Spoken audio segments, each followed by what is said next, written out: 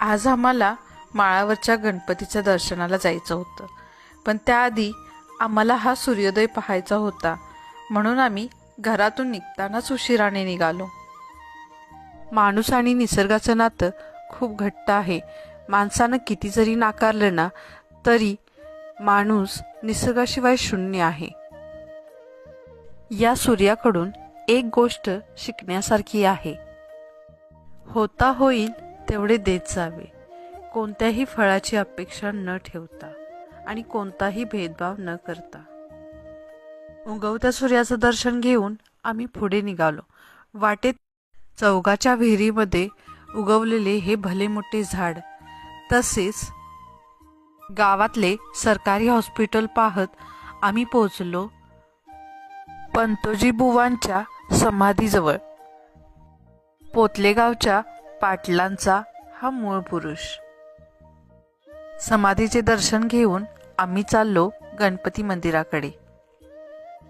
टेकडीच्या पायथ्यालाच ही छोटीशी जिल्हा परिषदची शाळा आहे. शाळेचा परिसर पाहता अजून एकदा लहान व्हावं असं वाटतं. छोट्या छोट्या लेकरांनी फुलवलेली ही बाग पाहून त्या लेकरांच्या मनात आपल्या मातीविषयी ओढ निर्माण करण्याचे कार्य शिक्षकांनी खूप छान पद्धतीने हाताळले आहे याची जाणीव नक्कीच झाली. मंदिरापर्यंत जाण्यासाठी लोकवर्गणीतून अशा पद्धतीने या पायऱ्या बनवलेल्या आहेत. निसर्गाने केलेल्या रंगांची उधळण पाहून मन एकदम ताजेतवाने होते. हे पहा, हेच ते गणपतीचे मंदिर. इथला सूर्योदय बघाशी आपण पाहिला.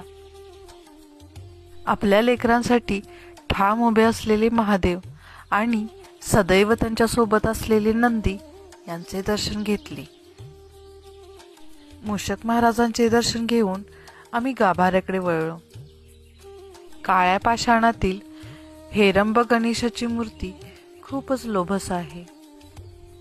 देवाजवळ मनापासून जे मागाल ते मिळेल, म्हणूनच सर्वे सुखीनो भवंतु अशी प्रार्थना करून आम्ही माघारी पळलो.